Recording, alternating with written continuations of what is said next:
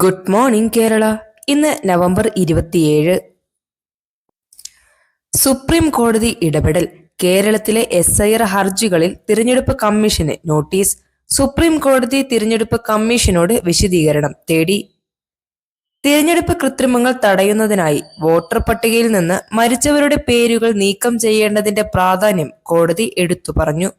കേരളം ഉൾപ്പെടെയുള്ള സംസ്ഥാനങ്ങളിൽ special intensive revision പ്രക്രിയ ചോദ്യം ചെയ്തുകൊണ്ടുള്ള ഹർജികളിലാണ് കോടതിയുടെ നിർണായക ഇടപെടൽ. ജീവൻ രക്ഷാ ചികിത്സ നിഷേധിക്കരുത്. പണമില്ലെങ്കിൽ പോലും ചികിത്സ നൽകണം ഹൈക്കോടതി. ചികിത്സാ ചെലവിന്റെയോ രേഖകളുടെയോ പേരിൽ ആശുപത്രികൾക്ക് ജീവൻ രക്ഷാ ചികിത്സ നിഷേധിക്കാനാകില്ലെന്ന് കേരള ഹൈക്കോടതിയുടെ സുപ്രധാന വിധി. രോഗിയുടെ സാമ്പത്തിക സ്ഥിതി പരിഗണിക്കാതെ അടിയന്തര വൈദ്യസഹായം നൽകാൻ ആശുപത്രികൾക്ക് നിയമപരമായ ബാധ്യതയുണ്ടെന്ന് കോടതി വ്യക്തമാക്കി. ക്ലിനിക്കൽ എസ്റ്റാബ്ലിഷ്മെന്റ് ആക്ടിന് കീഴിൽ സുതാര്യത മാനദണ്ഡങ്ങൾ നിർബന്ധമായും നടപ്പാക്കാനും കോടതി ഉത്തരവിട്ടു. തദ്ദേശ തിരഞ്ഞെടുപ്പ് ഒരുക്കങ്ങൾ അന്തിമഘട്ടത്തിൽ.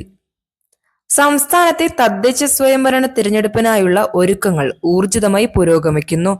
ഡിസംബർ 9, 11 തീയതികളിൽ നടക്കാനിരിക്കുന്ന പോളിംഗിന് മുന്നോടിയായി പോസ്റ്റൽ ബാലറ്റുകളും ബാലറ്റ് ലേബലുകളും വിതരണം ആരംഭിച്ചു. കൊച്ചി കായലിൽ KSINC ക്രൂയിസ് സർവീസുകൾ വർദ്ധിപ്പിക്കും. വിനോദസഞ്ചാരികളുടെ വർദ്ധിച്ച തിരക്ക് കണക്കിലെടുത്ത് Kerala state inland navigation corporation Kochi കായലിലെ ക്രൂയിസ് സർവീസുകൾ വർദ്ധിപ്പിക്കുന്നു.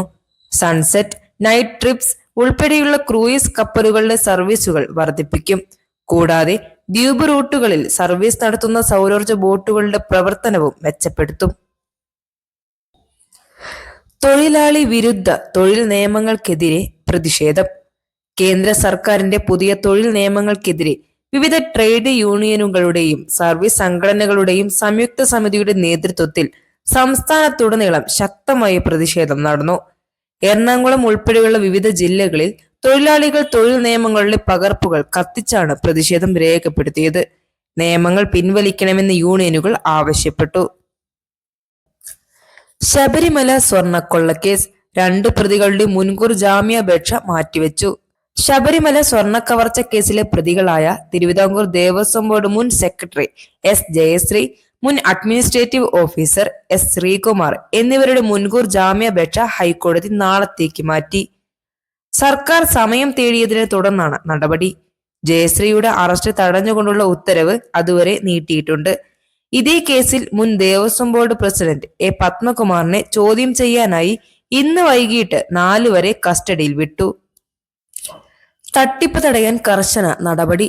2 കോടിയിലധികം മരിച്ചവരുടെ ആധാർ നമ്പറുകൾ UIDAI നിർജീവമാക്കി. രാജ്യവ്യാപക ശുചീകരണ യജ്ഞത്തിന്റെ ഭാഗമായി 2 കോടിയിലധികം മരണപ്പെട്ട വ്യക്തികളുടെ ആധാർ നമ്പറുകൾ unique identification authority of India നിർജീവമാക്കി. സർക്കാർ ആനുകൂല്യങ്ങളും പദ്ധതികളും ഉപയോഗിച്ച് നടക്കുന്ന തട്ടിപ്പുകൾ തടയുന്നതിനും ഔദ്യോഗിക ഡാറ്റാബേസുകളുടെ കൃത്യത നിലനിർത്തുന്നതിനും വേണ്ടിയാണ് UIDAI ഈ ശക്തമായ നടപടി കൈക്കൊണ്ടത്.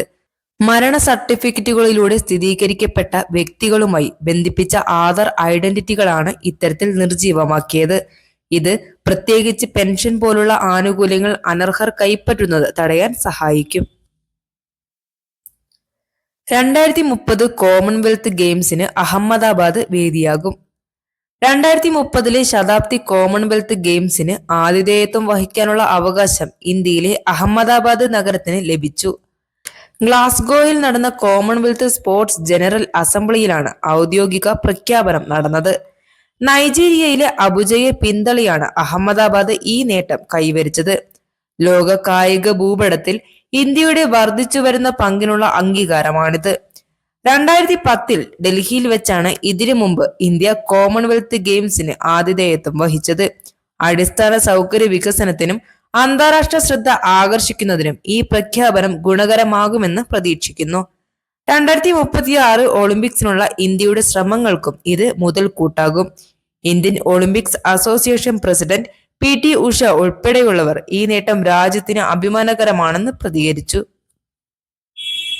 വാർത്ത തുടരും. Signing of.